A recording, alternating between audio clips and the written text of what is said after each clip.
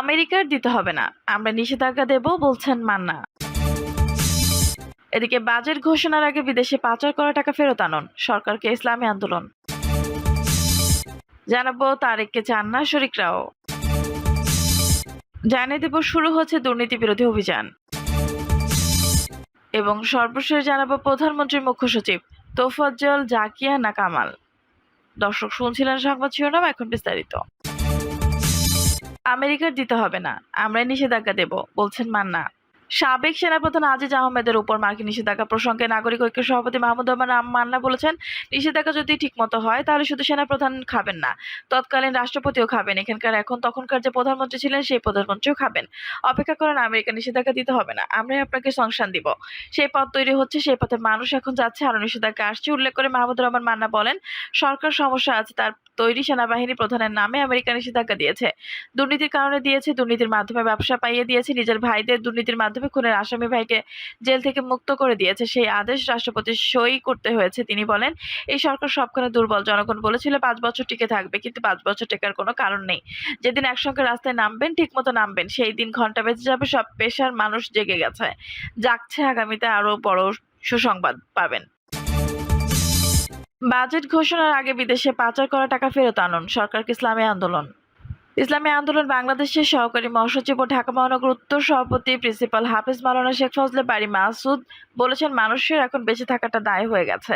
Budget ঘোষণার আগে বিদেশে পাচার করা টাকা ফেরত আনুন, জাতিকে ঘাটতি বাজেট থেকে মুক্তি দিন। শেখ হাসিনা বারী মাসুদ বলেন, আর কয়েকদিন পর বিশাল আকারের জাতীয় বাজেট ঘোষণা হবে। এই বাজেটের সিংহভাগই বিদেশি ঋণ নির্ভর, স্বনির্ভর বা উৎপাদন নির্ভর নয়। সরকার আসে, সরকার যায়। বিদেশ থেকে হাজার হাজার কোটি টাকা ঋণ করে লুটপাট করে খেয়ে যায়। তিনি বলেন, পাহাড় সম এই ঋণের বোঝা আজীবন বহন করতে হয় গরিব দুঃখী মেহনতি মানুষকে, যারা এই বাজেটে ছিটেফোঁটাও পায় না। অন্যদিকে দলীয় ব্যবসায়ী সিন্ডিকেট ও দলদাস আমলারা ঘুষ, বাণিজ্য ও দুর্নীতি করে দেশ থেকে বিলিয়ন বিলিয়ন টাকা বিদেশে পাচার করলেও একটি কানাকড়িও আনতে পারেনি সরকার। এসব কারণে আজ দেশে নিত্যপণ্যের মূল্য মানুষের হাতে নাগালের বাইরে চলে যাচ্ছে। তারেককে চান না শরিকরাও। জোটবদ্ধভাবে আন্দোলন করার জন্য অথবা যুগপৎ আন্দোলন করার জন্য বিএনপি বিভিন্ন রাজনৈতিক দলের সঙ্গে লাগাতার বৈঠক করেছিল, কিন্তু সেই বৈঠক ব্যর্থতায় পর্যবসিত হয়েছে। এই মুহূর্তে কোনো শরিকই বিএনপির সঙ্গে যৌথ বা যুগপৎ আন্দোলন করতে চায় না। এর প্রধান কারণ হলো ডামি নেতা। শরিকরা বলছে, বিএনপি ডামি নেতা দিয়ে দল চালাচ্ছে, ডামি নেতা দিয়ে আন্দোলন করছে। ডামি নেতার আন্দোলনে যারা আগ্রহী নয় বলে মন্তব্য করেছে শরিকদের পক্ষ থেকে অন্তত 3 জন নেতা। বলেছেন যে, বিএনপিতে যারা এখন সক্রিয়, যারা দলের জন্য কাজ করছেন, এদের মধ্যে থেকে দলের নেতৃত্ব নির্বাচন করতে হবে।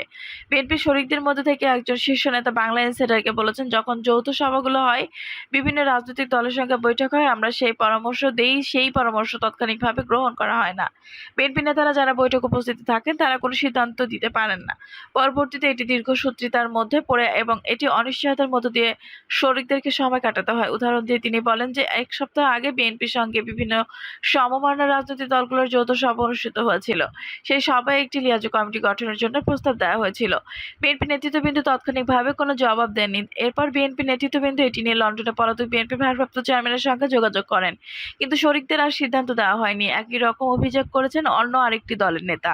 তিনিও বলেছেন, নেতারা ডামি নেতৃত্ব হিসেবে কাজ করেন, তারা আমাদের বক্তব্য শুনেন কিন্তু কোনো সিদ্ধান্ত দিতে পারেন না।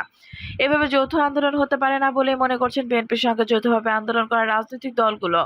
উল্লেখ্য যে 2022 সাল থেকেই নির্দলীয় নিরপেক্ষ তত্ত্বাবধায়ক সরকারের দাবিতে বিএনপির সঙ্গে বিভিন্ন রাজনৈতিক দলগুলো যুগপৎ আন্দোলন করেছিল। 2018 সালের নির্বাচনের পর বিএনপি 20 দলীয় জোটকে আনুষ্ঠানিকভাবে ভেঙে দেয় এবং জামায়াতের সঙ্গে প্রকাশ্য সম্পর্ক ত্যাগ করে।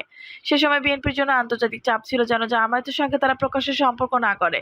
তারপর থেকে বিএনপি বিভিন্ন রাজনৈতিক দলগুলোকে সাথে নিয়ে যৌথ আন্দোলন গড়ে তোলার চেষ্টা করছে এবং সেই ধারাবাহিকতা নাগরিক ঐক্য, গণসংহতি কল্যাণ পার্টি, জেএসডি সহ বিভিন্ন রাজনৈতিক দলকে নিয়ে একই ধরনের কর্মসূচি পালন করে আসছিল। দীর্ঘদিন ক্ষমতার বাইরে থাকা দলটি 28 অক্টোবর পর্যন্ত একই অবস্থা চলতে থাকে। এরপর শরিকদের সঙ্গে বিএনপির যোগাযোগ বিচ্ছিন্ন হয়ে যায়। বিএনপি শীর্ষ একাধিক নেতা গ্রেপ্তার এবং আটক হওয়ার প্রেক্ষিতে তারা শরিকদের সঙ্গে যুগপৎ আন্দোলন করতে পারেনি বলে বলা হচ্ছিল। কিন্তু নির্বাচনের পরে আবার যখন নতুন করে আন্দোলন শুরু করার জন্য বৈঠক অনুষ্ঠিত হয়, তখন শরিকদের পক্ষ থেকে অনেক অভিযোগ উত্থাপিত হয়েছে। বিশেষ করে বিএনপি যে সমস্ত সিদ্ধান্তগুলো নেয় তা একক কর্তৃত্বের সিদ্ধান্ত নেয়, শরিকদের মতামতকে গুরুত্ব দেওয়া হয় না ইত্যাদি নানা অভিযোগ বড় হয়ে উঠেছে। তবে এখন সবচেয়ে বড় যে অভিযোগটি বিএনপির পক্ষে উঠেছে তা হলো রিমোট কন্ট্রোল। এই দল পরিচালনা করা দেশের বাইরে থেকে আন্দোলনের নেতৃত্ব দেওয়া অসম্ভব বলে মনে করছেন শরিকরা।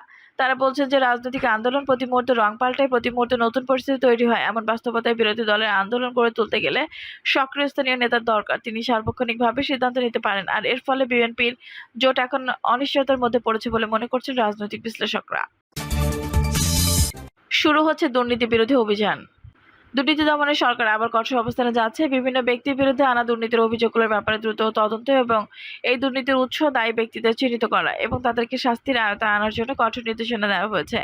আর এই নির্দেশনার আলোকে সামনের দিনগুলোতে রাজনীতিবিদ এবং সরকারের বিভিন্ন গুরুত্বপূর্ণ থাকা বা অবসরে যাওয়া ব্যক্তিদের দুর্নীতির তদন্ত দৃশ্যমান হবে বলে একাধিক দায়িত্বশীল সূত্র বাংলা ইনসাইডারকে নিশ্চিত করেছে। উল্লেখ্য যে দুর্নীতি বিরোধী অভিযানের অংশ হিসেবে পুলিশের সাবেক আইজি বেনজির আহমেদের বিরুদ্ধে দুর্নীতি দমন কমিশন তদন্ত করছে এবং এই তদন্তের অংশ হিসেবে বেনজিরের স্থাপন সম্পত্তিগুলো আদালতের মাধ্যমে ক্রয় করা হয়েছে। তার এবং তার স্ত্রী কন্যার 33টি ব্যাংক অ্যাকাউন্ট আদালতের নির্দেশে দুর্নীতি দমন কমিশন জব্দ করেছে। দুর্নীতি দমন কমিশনের একজন কর্মকর্তা বলেছেন, প্রধানমন্ত্রী শেখ হাসিনা দুর্নীতির বিরুদ্ধে শূন্য সহিংসতা নীতি গ্রহণ করেছেন। দুর্নীতিবাজ যেই হোক না কেন তাকে আইনের আওতায় আনার জন্য এবং নির্মোহ তদন্তের মাধ্যমে প্রকৃত ঘটনা উদ্ঘাটনের জন্য নির্দেশনা দেওয়া হয়েছে। উল্লেখ্য যে মার্কিন যুক্তরাষ্ট্র বাংলাদেশের দুর্নীতি বন্ধের ব্যাপারে আরো কঠোর অবস্থান গ্রহণ করার জন্য ইতিমধ্যে বার্তা দিয়েছেন। সাম্প্রতিক সময়ে মার্কিন যুক্তরাষ্ট্র দক্ষিণ পূর্ব এশিয়ার সহকারী পররাষ্ট্রমন্ত্রী ডোনাল্ড লু বাংলাদেশ সফর করেন এবং সেখানে বাংলাদেশ দুর্নীতি বিরোধী অভিযানে মার্কিন যুক্তরাষ্ট্র সব ধরনের সহযোগিতা দেবে বলে আশ্বাস দেন। ডোনাল্ড লুর সফরে বাংলাদেশ দুর্নীতি বন্ধের বিষয়টি অত্যন্ত গুরুত্ব পেয়েছিল বলে একাধিক দায়িত্বশীল সূত্র নিশ্চিত করেছে। ডোনাল্ড লুর এই সফরে পরপরই দুর্নীতির অভিযোগে সাবেক সেনাপ্রধান আজিজ আহমেদের বিরুদ্ধে মার্কিন যুক্তরাষ্ট্র নিষেধাজ্ঞা প্রদান করেছেন। আজিজ আহমেদ এবং তার পরিবারের বিরুদ্ধে মার্কিন নিষেধাজ্ঞার পর সরকার মধ্যে এই বিষয়টি নিয়ে এক ধরনের নির্লিপ্ততা লক্ষ্য করা গেছে।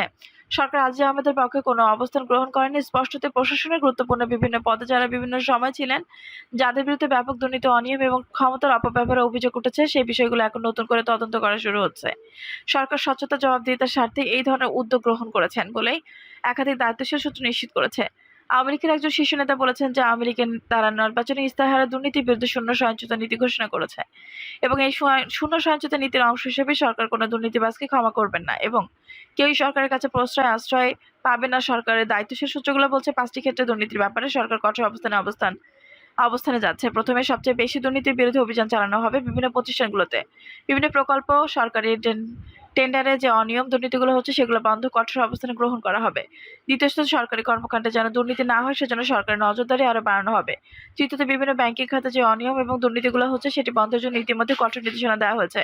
চতুর্থত অর্থ পাচার বন্ধে সরকার কঠোর অবস্থান গ্রহণ করেছে এবং অর্থ পাচারের ক্ষেত্রে যে দুর্নীতিগুলো হচ্ছে সেই দুর্নীতিগুলো খতিয়ে দেখা হবে। পঞ্চম, রাজনীতিবিদ